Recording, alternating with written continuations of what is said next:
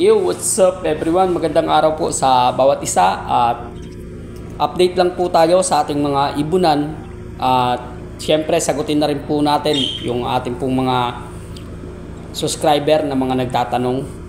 Then bago po yan, panoodin muna natin ang ating intro. Hey yo, what's up mga guys? Densky Avery. Huwag po natin kalimutan paki-like, comment, share, subscribe at pakipindot na rin po ang notification bell para sa ganoon lagi kang makapanood ng mga panibago ko pang i-upload ng mga video. God bless! Yo, what's up mga guys? Shoutout po muna tayo sa aking mahal na asawa na si Merlinda Rose at sa aking anak Carl, then kay Gillian at kay Nanay Doris, sa family Parakale at family Liwanag. Then, syempre, shoutout din po kay John Res TV. Bisitahin din po natin guys yung kanya pong YouTube channel para sa ganon matuto rin po tayo sa mga aral ng pag-iibon. At marami rin po siyang tinuturo na para sa pag-aaral ng mga pag-iibon natin. Then, kay Iboy, Imadim, shoutout sa Lods. Maraming salamat sa patuloy na suporta nyo. At suporta mo rin. Then kay Nilo Katiter, Lord, salamat sa iyo kasi napakadaming mga sinasabi mo minsan o chinachat mo o kino-comment mo at lagi kang nakaabang sa mga panibago kong binibidyo. Ganon din si Rodolfo Toralba, shoutout sa iyo Lords. Salamat kasi nandiyan kayo at lagi kayong nakabantay sa mga binibidyo ko at lagi kayong nanonood. Then kay Batang Kang Kalo, salamat sa iyo Lods at shoutout sa iyo. Then patuloy ka lang manood ng mga binibidyo ko. At then yun lang po mga guys at patuloy lang tayong manood hanggang dulo at sagutin natin yung mga katanungan ng ating kaibon. Lods, pasensya ka na Lods kasi yung katanungan mo na yan, hindi po talaga ako marunong ng mutation ng mga ibon. Hindi po ako marunong tumingin ng mutation ng ibon, lalo na po ng African Lovebird. Pasensya ka na po. At sana'y matutunan ko pagdating ng mga panahon na nag-aalaga ako ng ibon. At ang akin po kasi, hobby lang po. At gusto ko lang po makapag-alaga ng mga ibon na katulad ng mga African Lovebird, Parakeet at Kakatil. Hindi ko po alam yung mga mutation at hindi rin po ako nag-aalaga ng ibon para sa mga mutation o para po dun sa mga, kasi minsan karamihan sa atin pagka nag-aalaga ng ibon na kailangan yung mga mutation, yung mga pambenta-benta nila. Sa akin po hindi po ako nagbebenta ng mga kung gaano kamahal, gaano ano. Basta ang alam ko lang po, sa akin lang po to. At ang pag-aalaga lang po ng ibon yung aking pong mga hobby o gusto ko lang po mag-alaga ng mga ibon. At minsan po, ayan po, sana po may nasabi ako dun sa katanungan mo. Salamat sa Lods at pasensya ka na talaga kasi hindi po ako marunong mag-mutation. And then, syempre, pakita ko lang din po yung ating po mga ibon na yan. Lods, mga Lods, sayang po yan, yung kulay dilaw po dyan. Yung ating pong Crimino na Parakeet at nakalawala po yan. Kita naman po natin yung kanya pong likuran, kumbaga sana yung puwitan niya, bukol na po yan, malapit na po sanang mangitlog. Sa kasamaang palad, nakawala po yan Lods, nasalisian po ako at hindi na po nakabalik. Sayang po kasi maganda po sanang lahi. At iyan naman po yung katanungan ng ating pong kaibon na si Batang Kangkalu. Good day sir. Matanong ko lang po kung may peste daw ba yung ating African Lovebird at katulad po ng mga manok. Baka po kasi yung gusto niyang sabihin dito yung kung may kuto yung ating po mga alagang ibon. Ang sagot ko po, opo, meron po silang kuto. Pero ang gagawin po natin doon, pagka may mga ganun po silang mga, yung kamot po sila ng kamot, gawin po natin sa bawat mga isang buwan, isang beses po, mag-i-spray po tayo ng wash out Pero gusto ko pong sabihin sa inyo na ingat po tayo. Konti lang po yung ilagay natin sa sprayer natin.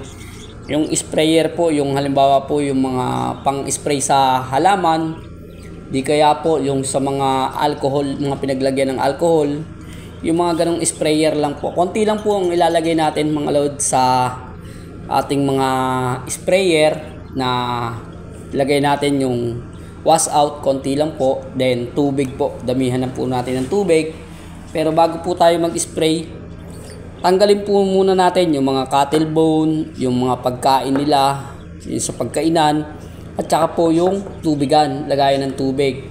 Then ang gawin natin, pag in-sprayan natin sila, yung mga ibon natin, sprayan po natin buong cage.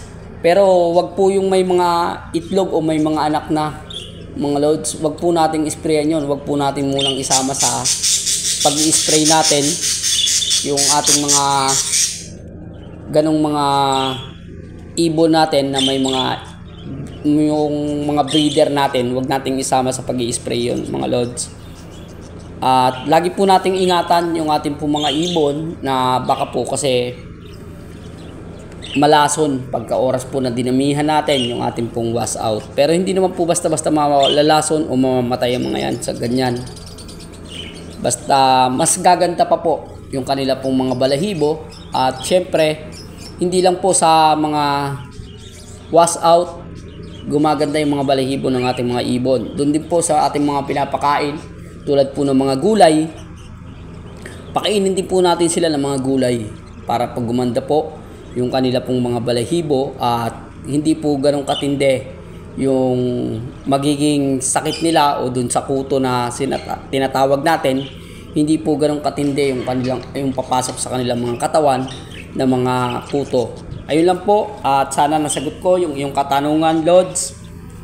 Then yung katanungan po ng ating isa pong kaibon na ang tanong niya, Sir, yung double cage daw po na cage niya, double cage pero pinagsama niya po o pinagdugtong niya po, conole cage niya po, daw po ginawa niya. Ang gagawin mo, Lods, kung ginawa mong conole cage, halimbawa 6 na pares yung iyong ibon, kailangan din po 6 na pares din po yung iyong nest box. Hindi kaya 3 pares yung iyong ibon, 3 pares din po yung nest box. At magkakahiwalay po. Dapat po ang gawin natin, magkakahiwalay po yung bawat mga nest box natin sa ating cage na ginawa. Yung pinagdugtong mo na double cage, Lods, pwede na po yun. Kaya lang, kailangan pag nasa kanan yung butas ng nest box mo, susunod yung kaliwa. Nasa kaliwa naman yung butas para hindi sila talagang magkakadikit. Then kasi, ang mangyayari kasi niyan, pag oras na nagkaroon ng anak yan, Lods, pwedeng pagbaba ng anak dun sa nest box, baka hindi niya na malaman kung saan yung kanyang nest box. Baka hindi pa makababa o makabalik ka agad. Delikado po yung ganun. Kasi gugulpihin po yan, bubugbugin po ng mga ibang mga breeder natin. Ingatan lang din po natin, tingnan lang din po natin. Wala naman pong masama na magkaroon tayo ng conole cage. Pero mas maganda pa rin po na sinusubaybayan natin yung ating mga ibon. At kung mag-iiwan ka ng mga pagkainan o pagkain, wala naman din pong masama doon. Wag lang pong 3 araw, 2 araw, iiwan mo yung iyong ibon na iyon lang yung pagkainan na ipapakain mo o papakainin mo. Kasi minsan po, yung ating pong mga ibon na yan, binabalatan po kasi nila yung yung kanila pong pagkain, lalo na po yung bird seed, binabalatan po nila yan. Yung mga balat po niyan, dun lang din po nila nilalagay sa pinakapagkainan. Kung wala pong mag-iihip o magtatanggal ng mga balat na yun, mahihirapan po silang kumain ng kumain.